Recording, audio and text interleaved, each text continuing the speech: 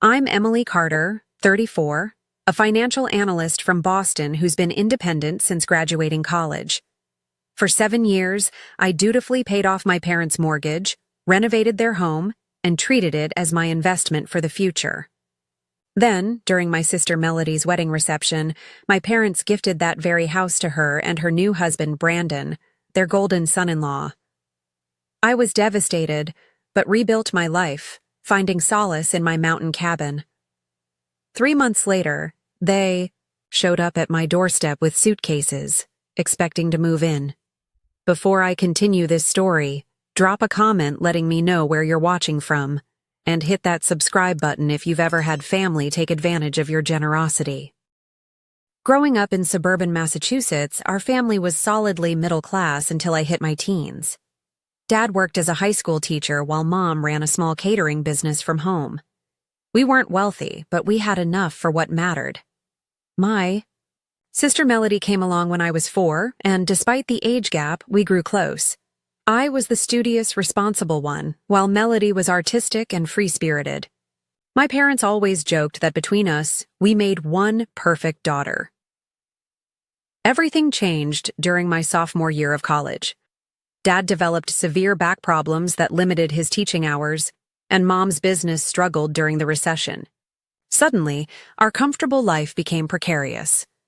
I was on a partial scholarship at Boston University studying finance, but started working 30 hours weekly at a coffee shop while maintaining my GPA. Meanwhile, Melody was still in high school, insulated from the worst of the financial stress. "Emmy, we're so proud of how hard you work," Mom would say during our Sunday calls. "You're going to go so far in life." I believed in investing in my future. While classmates partied, I interned at financial firms, building connections. By graduation, I had 3 job offers and took a position at a respected investment firm in Boston. My starting salary seemed enormous compared to what we'd lived on, and I rented a modest apartment with a college friend. As my career advanced, my parents' financial situation deteriorated. Property taxes increased, and their 30-year-old house needed major repairs they couldn't afford. Dad's back worsened, reducing him to part-time teaching. Mom's catering clients dwindled as younger competitors emerged. Melody attended community, college for art, and lived at home, contributing minimally to household expenses. I visited monthly, noticing the peeling paint, leaking roof, and my parents' growing anxiety. When I was 27 and 3 years into my career, Dad called me crying. "Emily, we're 3 months behind on the mortgage," he admitted.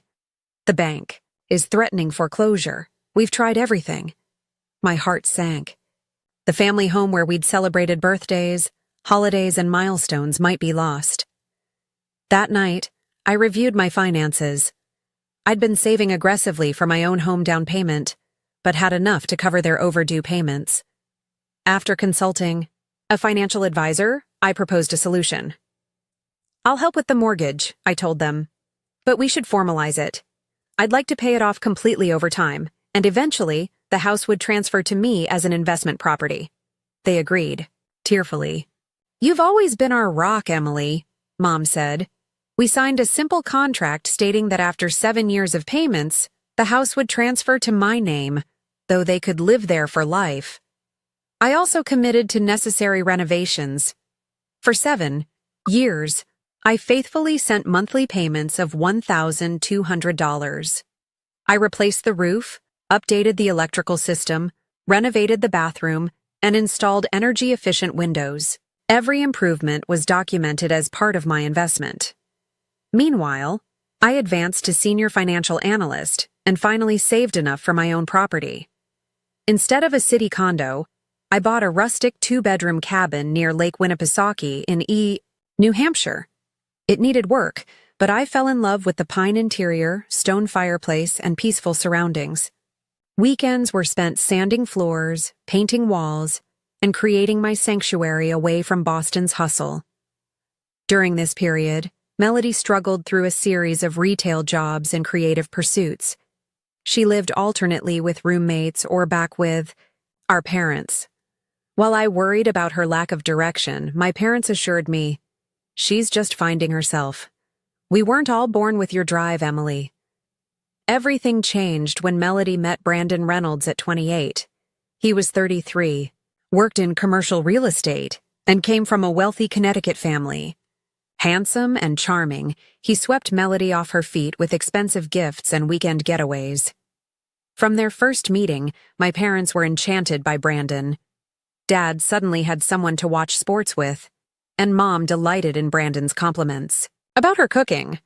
Family dinners became showcases for Brandon's business successes and connections.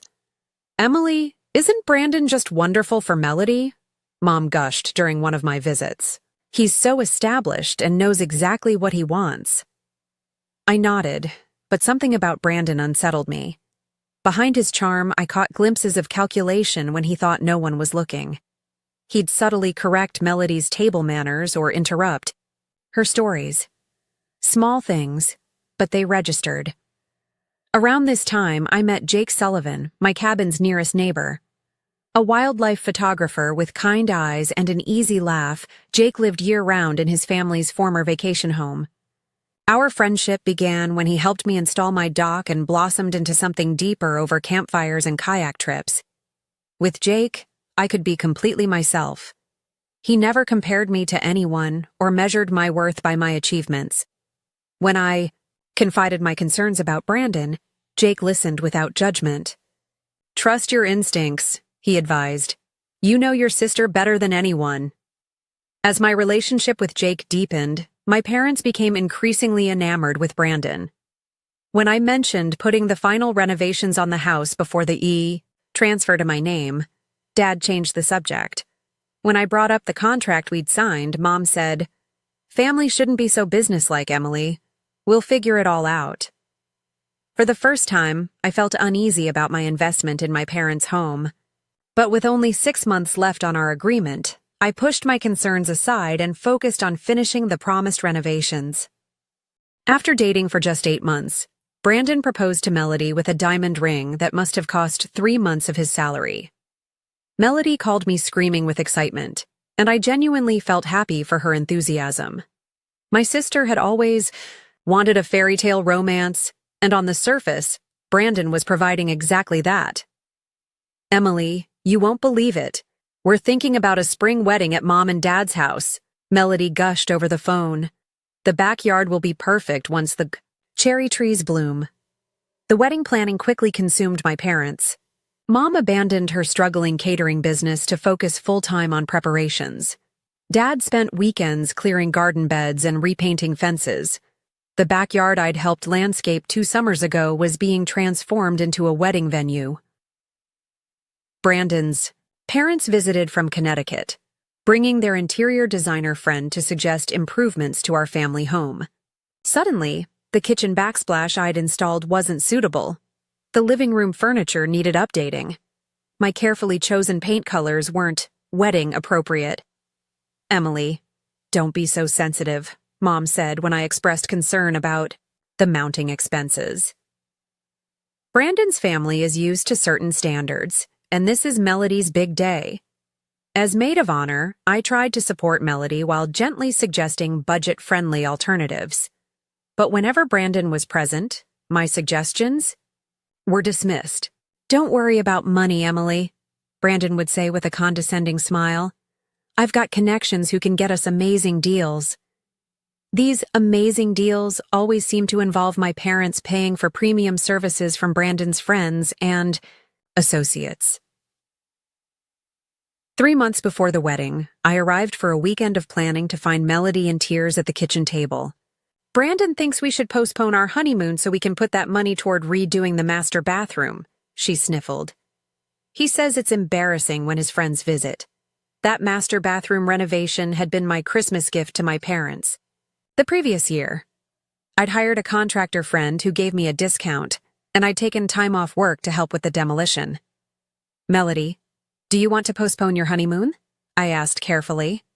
"I want Brandon to be happy," she replied, avoiding my eyes. That weekend, I overheard a conversation between my father and Brandon while they were grilling on the deck. I'd gone to the kitchen for more ice and paused when I heard my name. "Emily's been generous," but she's always been practical to a fault, Dad was saying. Sometimes family needs to be about more than contracts and obligations. Absolutely, Brandon. Agreed. And really, what does Emily need with this house? She's got her career and that little cabin. Melody deserves security too. My blood ran cold. Were they discussing my agreement with my parents? The house I'd been paying for and improving for nearly 7 years? Later that evening, I confronted my parents in their bedroom, keeping my voice low so Melody wouldn't hear. I overheard Dad talking with Brandon about the house, I said directly. Our agreement is still in place, right? The transfer happens after my final payment next month. Mom looked at Dad nervously before responding. Honey, we've been thinking, you're doing so well, and Melody and Brandon will need a place to start their married life. They're planning to live here? I asked, my chest tightening. Nothing's decided yet, Dad said quickly. Let's not worry about this right now. The wedding is the priority. Their vague reassurances did little to calm my growing anxiety. That night I called Jake from my childhood bedroom. I think they're planning to back out of our agreement, I whispered. 7 years of payments, Jake. All the renovations. It was supposed to be mine. Jake's steady voice helped ground me. Document everything, Emily. Find that contract. Gather your payment records. But maybe wait until after the wedding to push the issue. Give Melody her day. I knew he was right. Despite my misgivings about Brandon and my parents' evasiveness, I didn't want to spoil my sister's wedding. I reminded myself that there was a signed agreement, and I had records of every payment and renovation. As the wedding approached, my anxiety competed with work stress. Our firm was handling a major merger, requiring late nights and weekend hours. When I couldn't attend a cake tasting, Mom made me feel like I was letting everyone down. Brandon's mother managed to fly in from Connecticut, but you can't drive. 30 minutes from Boston? She sighed. The final weeks before the wedding were a blur of fittings, flower consultations, and rehearsals. I watched my parents deplete their savings to create Brandon's vision of a perfect wedding. When I suggested scaling back, Melody accused me of not supporting her happiness. This is the most important day of my life, Emily, she insisted. Can't you just be happy for me? So I smiled through it all, helped address invitations, assembled favor boxes, and wrote a heartfelt maid of honor speech, all while trying to ignore the sinking feeling that something was very wrong. The morning of Melody's wedding dawned clear and perfect. Cherry blossoms floated on the spring breeze, and the backyard had been transformed with white chairs, floral arches, and twinkling lights. Professional photographers captured every moment as we prepared in Melody's childhood bedroom. You look beautiful, I told my sister sincerely as I helped secure her veil. Melody truly was radiant in her lace gown, her dark hair swept up with tiny flowers. Do you think Brandon will like it? She asked, checking her reflection anxiously. He'll be speechless, I assured her, pushing aside my concerns about her constant need for Brandon's approval. The ceremony was lovely. Melody and Brandon exchanged vows beneath the cherry trees, with 100 guests witnessing their promises. When Dad walked Melody down the aisle, his eyes shone with tears, and Mom sobbed openly from the front row. In that moment, I felt a surge of love for my family despite all my worries. At the reception in the transformed backyard, I gave my speech as maid of honor, celebrating Melody's creativity, kindness, and the bond we'd shared growing up. Guests laughed at stories of our childhood adventures and dabbed eyes when I welcomed Brandon to our family. After dinner came my father's speech. As he tapped his glass for attention, I expected the usual fatherly sentiments about watching his daughter grow up and entrusting her to a good man. Today isn't just about giving away my younger daughter, Dad began, his voice thick with emotion. It's about welcoming Brandon truly into our family.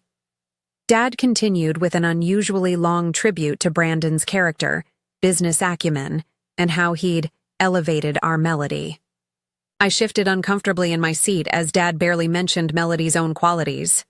And so, Dad concluded, raising his glass higher, Cynthia and I want to make a special announcement. A wedding gift that symbolizes our absolute faith in this union. Mom joined Dad at the microphone, beaming. Brandon and Melody, as you begin your life together, you need a solid foundation, a family home to build your future in. My stomach dropped as realization dawned. We're giving you this house, Dad announced proudly. Our family home, now yours to make your own memories in. Applause erupted. Brandon stood, pulling Melody up beside him, his face triumphant.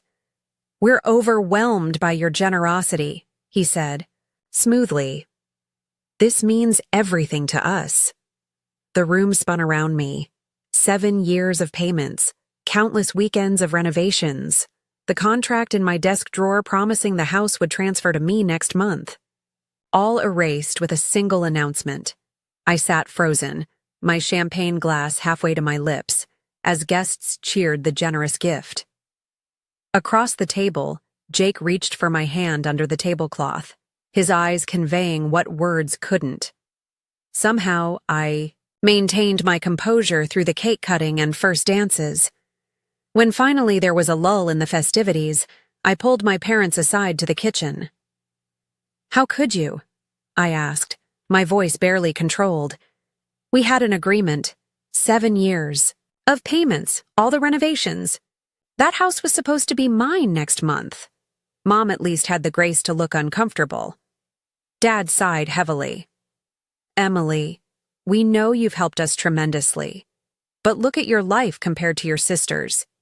You have a successful career, savings, even your own vacation property. Melody and Brandon need a foundation. Brandon needs my house? I repeated incredulously. The house I've been paying for since I was 27? It was never really your house, Mom said defensively. It was always our family home. That you were going to lose to foreclosure until I stepped in, I reminded them, my voice rising. Despite my efforts to stay calm. We signed a contract. Family shouldn't be about contracts, Dad said, echoing Brandon's earlier sentiment. We raised you better than that, Emily. The injustice of it all struck me physically, like a blow to the chest. So, I'm supposed to just smile and accept that you've given away 7 years of my financial investments to a man you've known for a year? Brandon will take good care of the property, Mom insisted, as if that addressed my concern. And they'll always have a place for us when we're older. What about my place? What about what I was promised? I asked, tears finally spilling over. Dad's expression hardened. I think you're being selfish, Emily. This is Melody's wedding day. Pull yourself together and be happy for your sister.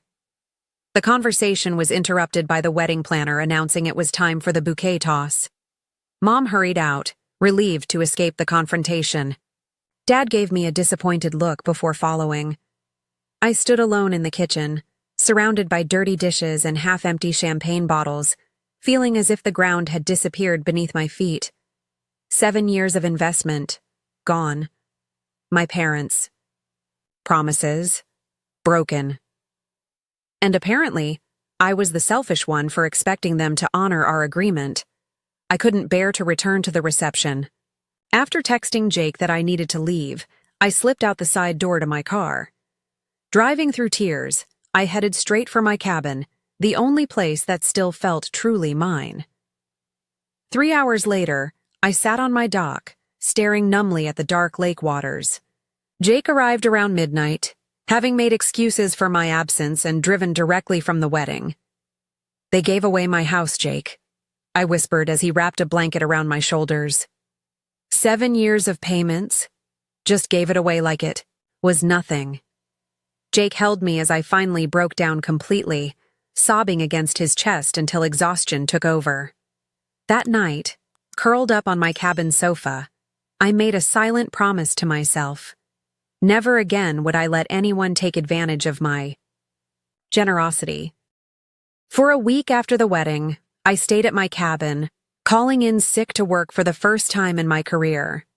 The betrayal consumed me, I relived the moment of the announcement, the casual dismissal of my feelings, the shock of realizing how my parents truly viewed my contributions, my phone filled with missed calls and messages. Melody texted repeatedly, "Where did you go? Mom and Dad said you weren't feeling well. Call me." Later, more urgently, "Emily, are you mad about something? Please call me." My parents left voicemails that ranged from concerned to irritated. "Emily, this silent treatment is childish," Dad said 3 days after the wedding. "We need to talk about this like adults." Jake drove up midweek, bringing groceries and quiet support. He worked remotely from my cabin dining table while I alternated between fury and grief on the porch. "They made me feel like I was crazy for expecting them to honor our agreement," I told Jake as we shared a bottle of wine by the fireplace. "Like I was being greedy for wanting what was promised to me." "It's gaslighting," Jake said simply. "They know they're wrong, so they're making it your fault." At the end of the week, I found the strength to return to Boston. My boss was understanding about my absence, but the merger project needed my attention. Immersing myself in work provided some relief from the constant replay of betrayal. 2 weeks after the wedding, Mom called while I was at the office. "Emily, we miss you. This silent treatment has gone on long enough." "I'm not giving you the silent treatment," I replied evenly. "I'm processing the fact that you gave away something that was contractually supposed to be mine." "That contract was just a formality," Mom dismissed. "We never really intended to give you the house." The casual admission stunned me. "Then why did you sign it? Why did you let me pay the mortgage for 7 years? Why did you let me renovate?" "We needed help at the time," she admitted. "And you were doing so well financially. We knew you could afford it." The conversation devolved from there. Mom insisted I was financially secure enough to absorb the loss, while Melody and Brandon needed to start their married life properly. When I pointed out that Brandon earned more than I did, she changed tactics. "You've always been so independent, Emily. We never thought you'd actually want the family home. You have your little cabin getaway." By the end of the call, it was clear they had always intended to break our agreement. My faithful payments and improvements had merely been a stopgap solution to their financial problems. Now that Brandon had appeared with his prestige and connections, they'd found a more appealing option. I consulted my firm's legal department discreetly. The contract we'd signed had teeth, they confirmed, but pursuing it would mean taking my parents to court. The thought made me physically ill. Instead, I made a practical decision. I formally ended all financial support to my parents. The supplemental checks I'd been sending for their expenses stopped. I removed myself as an authorized user on their credit card, which I'd been paying. I withdrew from the family cell phone plan I'd established and maintained. For 3 months, I maintained minimal contact with my family. I declined Sunday dinner invitations and begged off from Melody's housewarming party at what should have been my house. Work became my sanctuary, and weekends at the cabin with Jake healed my wounded spirit gradually. As Thanksgiving approached, Mom began her annual campaign of holiday guilt. "It's the first Thanksgiving with Brandon as part of the family," she emphasized during one of our brief calls. "Melody really wants everyone together." "I'll be at the cabin for Thanksgiving," I replied firmly. "Jake and I are cooking together. You can bring Jake too," she offered, as if that addressed my concern. "No, Mom. I need space still. Maybe Christmas." After hanging up, I felt a weight lift. Setting boundaries was new territory for me, the perpetual family fixer and enabler. Jake and I planned a quiet, intimate Thanksgiving at the cabin with a small turkey and all the traditional sides. The Tuesday before Thanksgiving, I left work early to beat holiday traffic to New Hampshire. As I rounded the final curve to my cabin, I spotted an unfamiliar car in my driveway. For a moment, I thought Jake might have arrived early. Then I recognized my father's sedan. Confused, I parked and approached the cabin. Through the window, I could see movement inside. Using my key, I opened the door to find my parents in my living room, suitcases open on the floor, clothes already hanging in my coat closet. "Emily!" Mom exclaimed. as if this were a pleasant surprise. "We were wondering when you'd arrive." I stood in the doorway, keys still in hand. "What are you doing here? How did you get in?" Dad held up a key. "Remember when you had that spare maid last summer when your contractor needed access? We kept it in case of emergencies." "This doesn't look like an emergency," I observed, taking in their partially unpacked luggage. "It looks like you're moving in." Mom and Dad exchanged glances. "Well, we've had some financial setbacks," Dad explained. "The wedding was more expensive than we anticipated, and with giving the house to Melody and Brandon, we're a bit strapped," Mom finished. "Brandon suggested we might stay here until we get back on our feet." The audacity was breathtaking. They had given away the house I paid for and now expected to move into my cabin because they couldn't afford their lifestyle anymore. "Brandon suggested you move into my cabin?" I repeated slowly. "He pointed out that you're rarely here except weekends," Dad said reasonably. "It's sitting empty most of the time, while we're struggling to afford a rental." I set my purse down, very carefully, afraid that if I moved too quickly, I might explode. "Let me understand this correctly. You gave away the house I paid for and now you want to live in my cabin because you can't afford housing?" "Don't be so dramatic, Emily," Mom sighed. "It's not like we're asking to take it from you, just to share it temporarily." "How temporarily?" I asked. They exchanged another look. "Well, until we figure things out," Dad hedged. "Maybe a year or so. Brandon thinks the real estate market will improve by then." A year. They expected to live in my personal space, my sanctuary, for a year. Without asking. Without acknowledging what they'd done with the house. Without a hint of remorse. Something inside me finally snapped. "Get out," I said quietly. "What?" Mom looked genuinely shocked. "Get your things and get out of my cabin. Now." "Emily, be reasonable," Dad started, using his teacher voice. "Reasonable?" My voice rose despite my efforts to control it. Was it reasonable to give away a house I paid for 7 years? Was it reasonable to break a legal contract? Was it reasonable to dismiss my feelings when I confronted you? Or maybe it was reasonable to use my spare key to move into my property without permission. They stared at me, unused to this version of Emily who refused to bend. "We're your parents," Mom said, as if that explained everything. "Yes, you are. And I've spent my adult life trying to take care of you, support you, and honor you. I paid your mortgage when you were facing foreclosure. I renovated your home room by room. I handled your finances and supplemented your income. And how did you repay that? By giving away what was legally supposed to become mine." Dad's face darkened. "After everything we've done for you, what exactly have you done for me lately, Dad? Besides take and take and take?" The cabin door opened behind me and Jake walked in, stopping short at the tableau before him. "Emily, everything okay?" My parents had never met Jake in person, though. They knew about our relationship. Dad sized him up immediately. "This is a family matter, young man." Jake looked to me for guidance.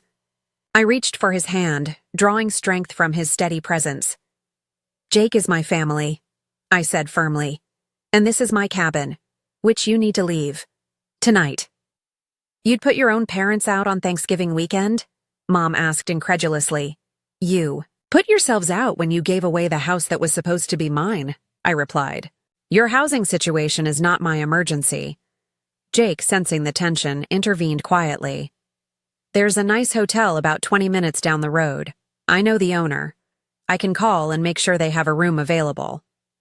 My parents looked between us, slowly realizing I wouldn't back down. After a moment of stunned silence, they began repacking their suitcases, muttering about ungrateful children and family loyalty. Jake discreetly made the hotel reservation while I stood firm, arms crossed, watching them pack. When Dad started to take a set of my grandmother's dishes from the cupboard, I stepped forward. "Those aren't yours to take." "They were your grandmother's," Mom protested. "Yes, and she left them to me specifically in her will, knowing how much I admired them. They stay here." An hour later, Jake drove my parents to the hotel while I sat on my dock, shaking with adrenaline and emotion. When he returned, he simply held me, asking no questions, offering silent support. Later that evening, Melody called, her voice tight with tension. "What's going on, Emily?" "Mom and Dad just called me crying from some hotel."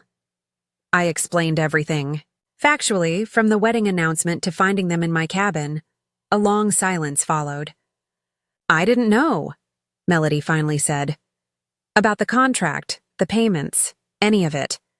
They told me they wanted to give us the house as a surprise wedding gift. Brandon was so excited about renovating it." "Did Brandon know about my agreement with them?" I asked directly. Another pause.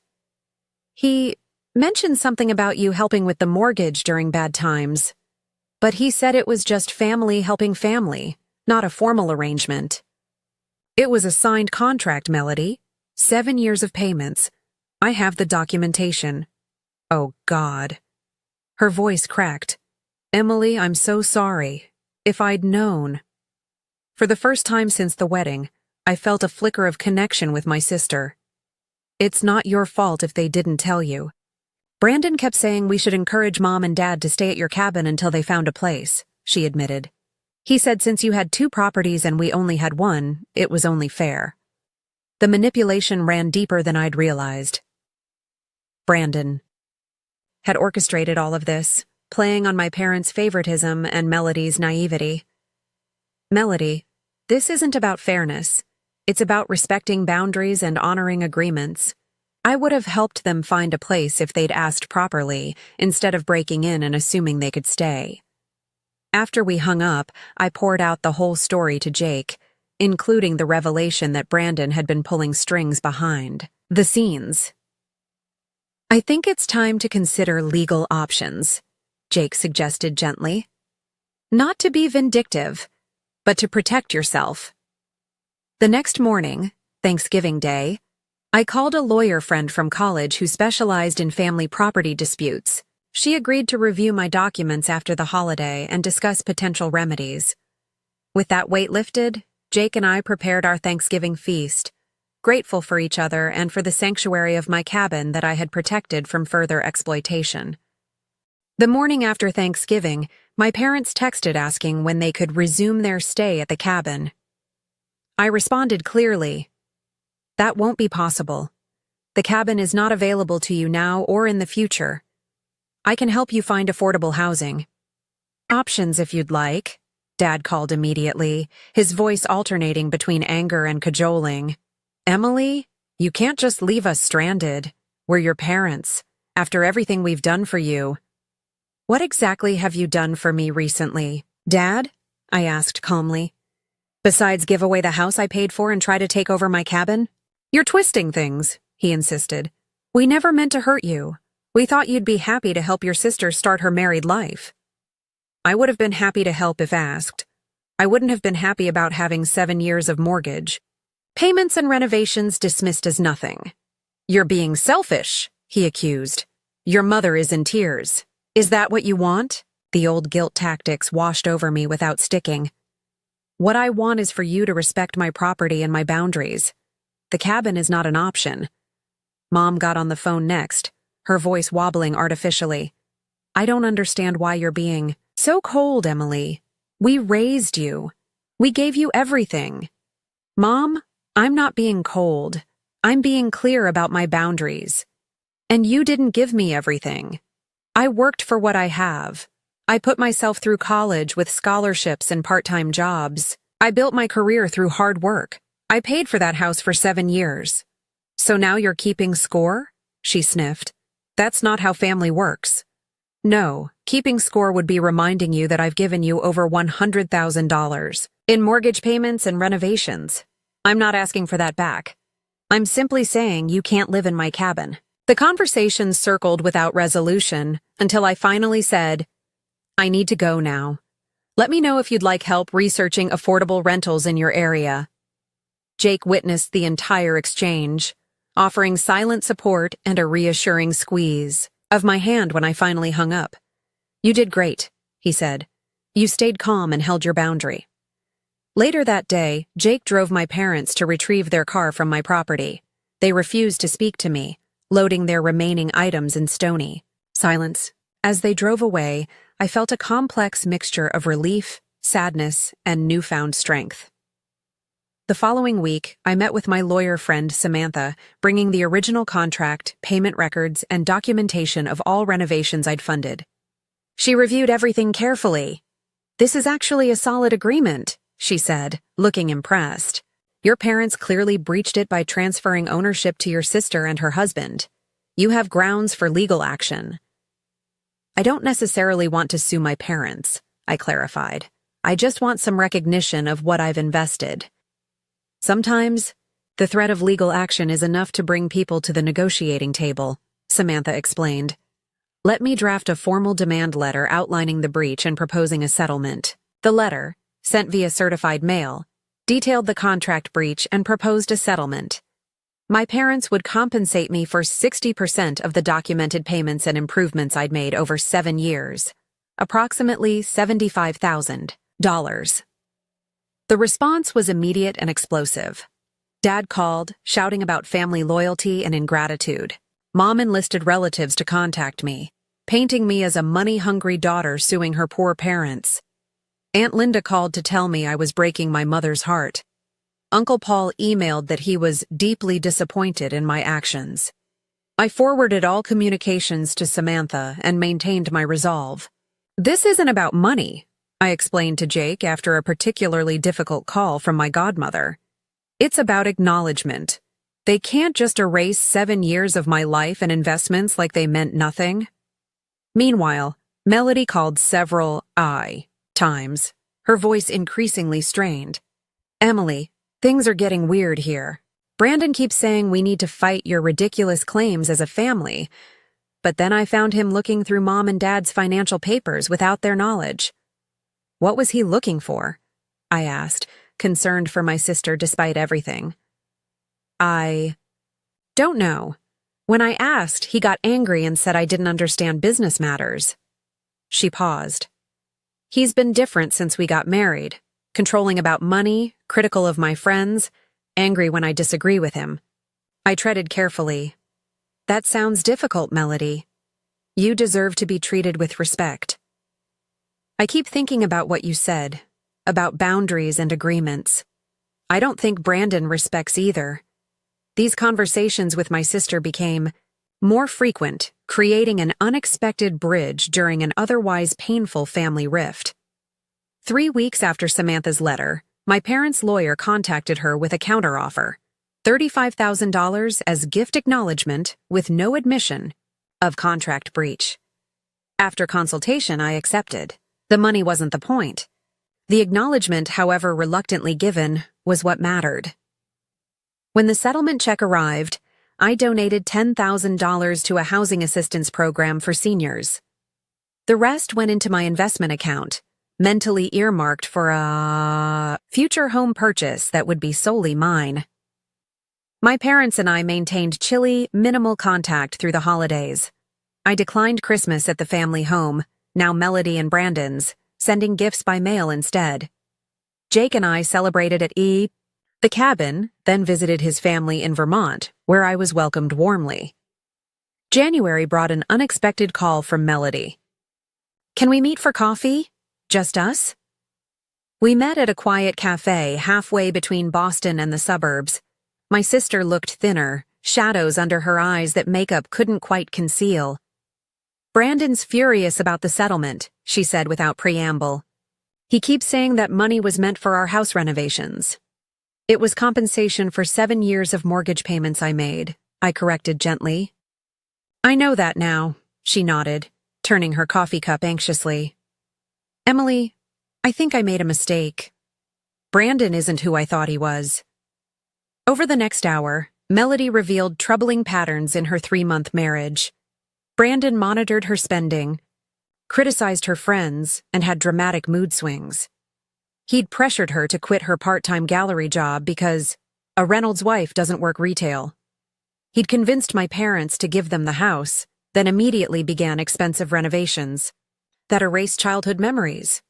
He wants to refinance to pay for more renovations, she confided.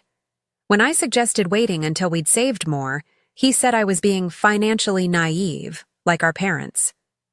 I listened, recognizing the signs of emotional manipulation and financial control. What do you want to do, Melody? I don't know yet, she admitted. But I wanted you to know I understand now why you were so hurt. The house meant something to you beyond money. It was a promise. Her acknowledgement healed something in me that the legal settlement couldn't touch. Thank you for seeing that. You're the strongest person I know, Emily, Melody said, her eyes filling with tears. You always have been.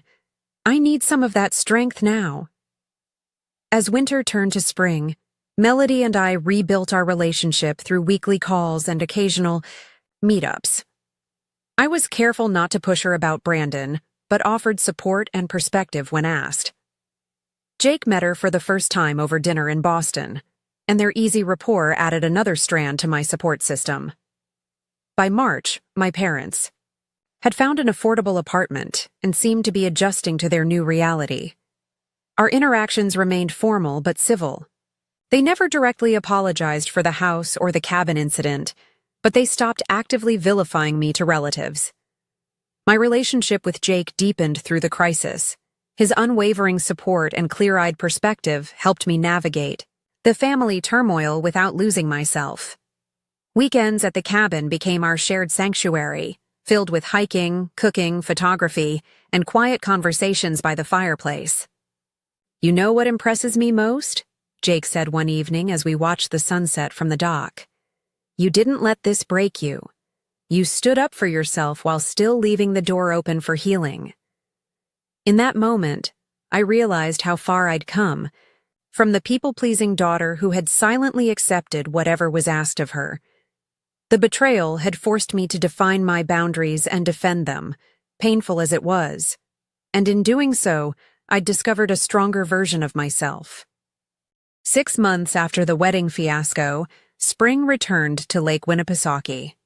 Jake and I spent a long weekend opening the cabin for the season, cleaning winter debris from the yard and resealing the dock. We had fallen into an easy rhythm of shared work and companionship that made the cabin feel more like home than ever. What do you think about extending the deck around that side? Jake suggested as we grilled dinner. It would catch the morning sun perfectly. I smiled at how naturally he spoke of future improvements, imagining our lives unfolding in this space we both loved. I'd like that. Maybe we could add an outdoor shower too. My career had flourished despite the personal turmoil. I'd been promoted to portfolio manager with a significant raise and more flexible working arrangements that allowed 3-day weekends at the cabin monthly.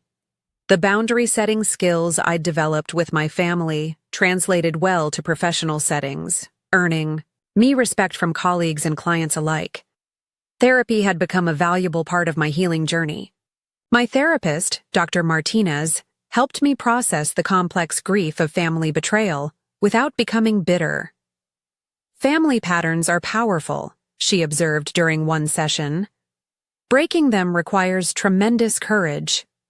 I maintained limited contact with my parents, carefully managing expectations and boundaries. Our conversations were mostly surface level, focused on neutral topics. They never directly acknowledged the house betrayal or cabin incident, but they no longer pushed against my boundaries or made financial requests.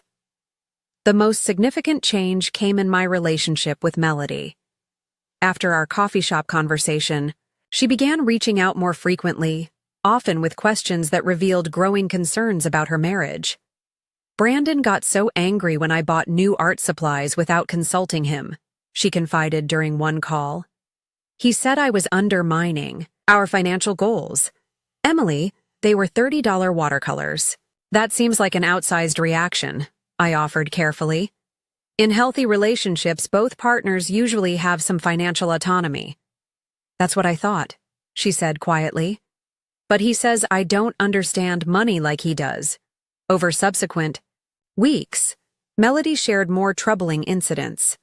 Brandon had isolated her from college friends, claiming they were immature and bad influences. He criticized her appearance and interests.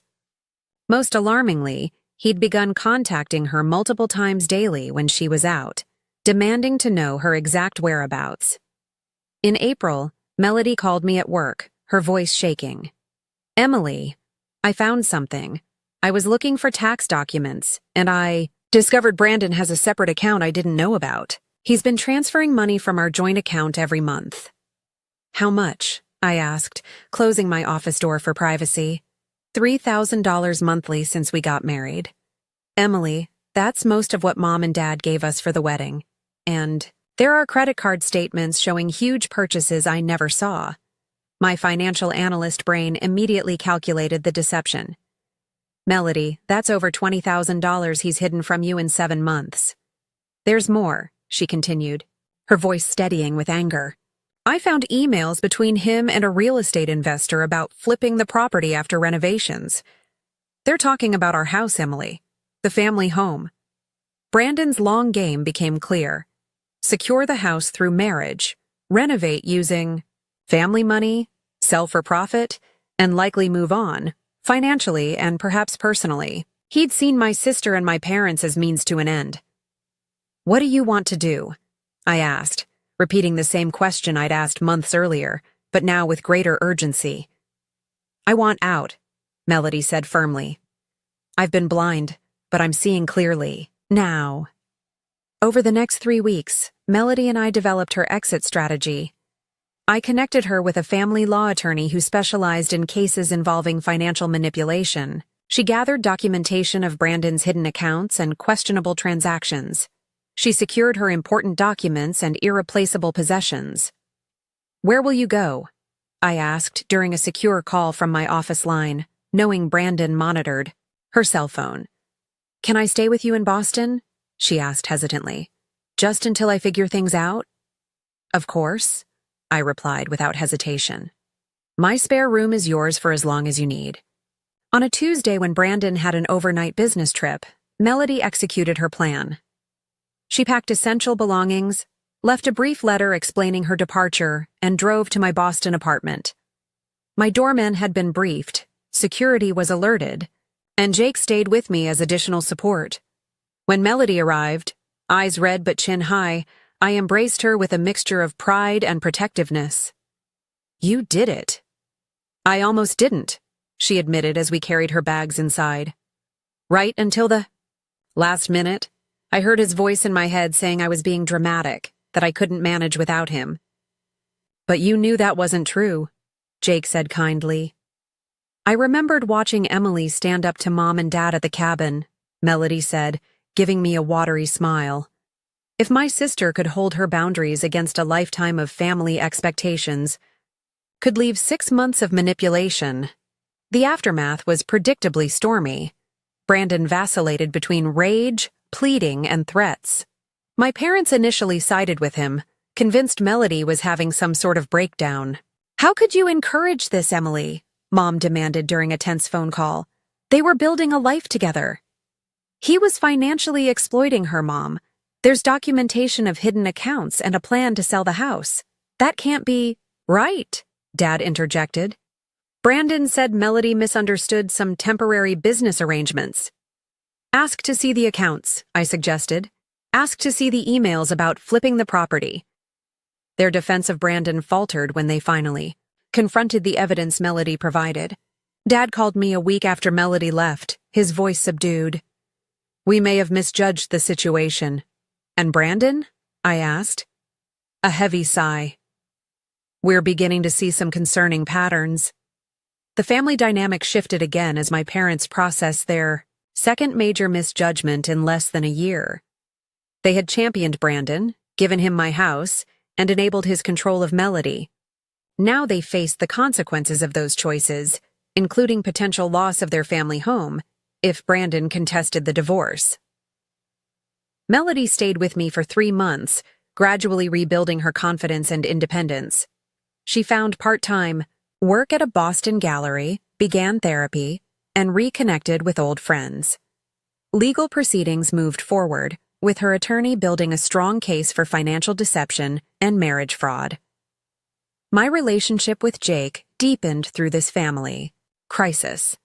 He provided unwavering support without trying to control the situation or center himself in the drama. We spoke openly about our future, including possibilities of living together permanently, either at the cabin or finding a place that would be ours from the beginning. By summer, my parents had fully switched allegiance from Brandon to Melody. They visited my apartment, awkward but making efforts to repair relationships. During one visit, Mom helped Melody organize her growing art supplies in my spare room, while Dad and I maintained a careful conversation on the balcony. "We made a terrible mistake with Brandon," Dad admitted, staring at the Boston skyline.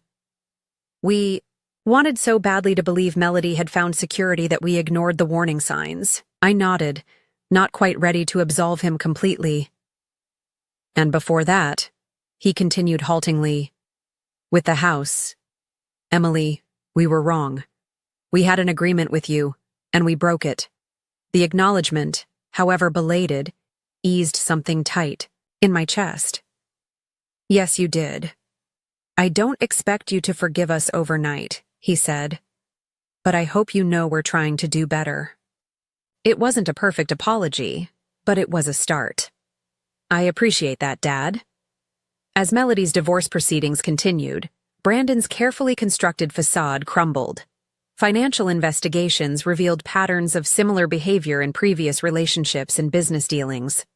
The family home remained in contention, but Melody's lawyer was optimistic about securing her interests given the evidence of Brandon's deception. On a perfect August evening at the cabin, Jake and I sat on the new extended deck he had designed, watching fireflies dance over the lake. Melody was visiting for the weekend, sleeping peacefully inside after her first day of kayaking and swimming. "I have something to ask you," Jake said, reaching for my hand. From his pocket, he produced a small wooden box carved from lake driftwood. "This place has become the heart of our story. It's where we found each other, and where you found your strength." Inside the box was a simple but elegant ring, a sapphire the color of the lake surrounded by tiny diamonds like stars. "Emily Carter, will you marry me? Not because you need me, but because we choose each other, every day." Tears filled my eyes as I nodded. "Yes. Absolutely yes." Later, as we celebrated with champagne on the dock, I reflected on the journey of the past year. The betrayal that had nearly broken me had instead forced me to grow stronger. The house I had lost had made way for a future built on mutual respect and genuine love. And the cabin I had protected had become the foundation for a new kind of family, one built on choice rather than obligation. 1 year after Melody's wedding, life had transformed in ways I could never have predicted. Jake and I were planning our own wedding, a small lakeside ceremony at the cabin the following spring. Melody had finalized her divorce from Brandon with a settlement that allowed her to keep the family home, though she was considering selling it to start fresh. "There are too many complicated memories there now," she explained, as we shopped for furnishings for her new apartment in Cambridge. "I think I need my own place with my own history." I understood completely. The house that had once represented my investment and security now symbolized a painful chapter better left behind. Melody had offered to sell it and split the proceeds, with me acknowledging my years of payments, but I declined. "Use it to build your new life," I told her. "That's worth more to me than the money." My relationship with my parents remained a work in progress. The initial fracture had begun to heal, but trust rebuilt slowly. They had moved into a comfortable senior apartment complex and were adapting to a simpler lifestyle. Dad had started substitute teaching again, and Mom volunteered at a community kitchen, rediscovering her love of cooking without the pressures of business ownership. Our family gatherings were smaller and more authentic. Gone were the performances of perfect family harmony, replaced by careful conversations that acknowledged past hurts while looking forward. During a Sunday lunch at my apartment, Mom helped me address wedding invitations, while Dad and Melody discussed her upcoming art show. "I never properly thanked you for taking Melody in during the divorce." Mom said quietly as we worked. You were there for her when we failed her? She's my sister, I replied simply. I always will be. Mom nodded, tears in her eyes. You're a better person than we raised you to be, Emily. You became that on your own. The unexpected acknowledgement touched me deeply. I think we all learn and grow, Mom. Sometimes through joy, sometimes through pain. Jake and I had merged our lives with thoughtful intention. He had moved most of his photography equipment to my Boston apartment, where he worked between assignments. Weekends belonged to the cabin, where we continued making improvements with an eye toward eventually living there full-time. My promotion to portfolio manager had brought increased responsibility, but also greater flexibility. I had established clear work-life boundaries, no longer being the first in and last out of the office. My value wasn't measured by constant availability, but by the quality of my work and decision-making. Therapy continued to provide valuable perspective. Family patterns often repeat until someone is brave enough to break them, Dr. Martinez observed during one session. You've broken a generational pattern of financial entanglement and emotional obligation. The lesson had been painful, but transformative. My worth wasn't determined by what I provided to others. Love shouldn't come with price tags or conditions. Genuine relationships were built on mutual respect, not on what could be extracted or leveraged. Jake proposed a toast during a quiet dinner celebration of our engagement. To boundaries that protect and wisdom that liberates. And to the freedom of choosing our own path, I added, clinking my glass against his. Melody had found her own path to healing through art therapy and a support group for survivors of emotionally abusive relationships. Her experience with Brandon had left scars, but also gifted her with a fierce commitment to her own autonomy. Her paintings, once delicate watercolors of idealized scenes, had evolved into powerful explorations of resilience and rebirth. I've been thinking about what home really means, she told me during a sister's weekend at the cabin. For so long, I thought it was about the physical space or the people who were supposed to love you unconditionally. And now? I asked, watching. Her sketch the lakeside sunset. Now I think home is where you feel completely yourself, where you don't have to earn your place or justify your needs. She looked up from her drawing. You taught me that, Emily. The realization that my painful journey had helped my sister find her strength brought unexpected healing. Perhaps that was the true inheritance I'd received.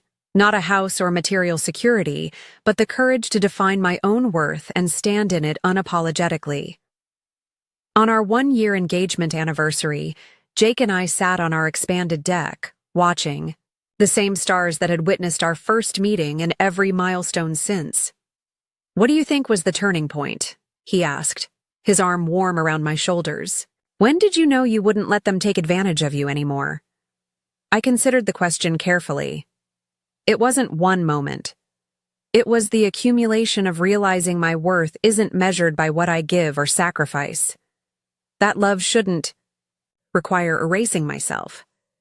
The journey had been arduous but necessary. From the shock of betrayal at Melody's wedding to the confrontation at the cabin, each painful step had forced me to examine beliefs I'd carried since childhood. The belief that love was earned through sacrifice, that family obligations trumped personal boundaries, that my needs mattered less than others. In letting go of these beliefs, I hadn't become selfish or cold as I once feared. Instead, I'd become more authentically generous, giving from choice rather than obligation. My relationship with Jake flourished because it was built on mutual respect rather than need or dependence. My rebuilt bond with Melody was stronger because it acknowledged our individual journeys. Even my evolving relationship with my parents held more truth than before. We were imperfect people finding our way back to connection after profound hurt, without pretending the pain hadn't happened. Chaktori, cabin that had once been my solo refuge, had become the heart of a chosen family, the place where boundaries were respected, growth was celebrated, and love was offered freely without expectation of return. As twilight deepened into night, I rested my head on Jake's shoulder, gratitude washing over me for the difficult lessons that had led to this peaceful moment. I've been thinking about our wedding vows, I said softly. I want to promise something about creating home together. Not just a physical space, but a relationship where we both can flourish. Jake kissed my forehead. Where boundaries are respected and growth is celebrated. Exactly that. The stars reflected on the lake's surface, creating a mirror image of the sky above. The symmetry felt right. A visual reminder that inner and outer worlds could align when built on truth and mutual respect. My journey from people-pleaser to self-advocate hadn't been easy, but sitting there with Jake, I knew with absolute certainty it had been worth it. In losing a house, I'd found a home within myself that could never be taken away. If my story resonates with you, I'd love to hear your thoughts in the comments. Have you ever had to stand your ground with family when they crossed important boundaries? How did you find the strength to protect what matters most to you? Share your experiences below, and don't forget to like, subscribe, and hit that notification bell so you never miss another story of healing and growth. Thank you for being part of this journey with me. Remember, your worth is never measured by what others take from you.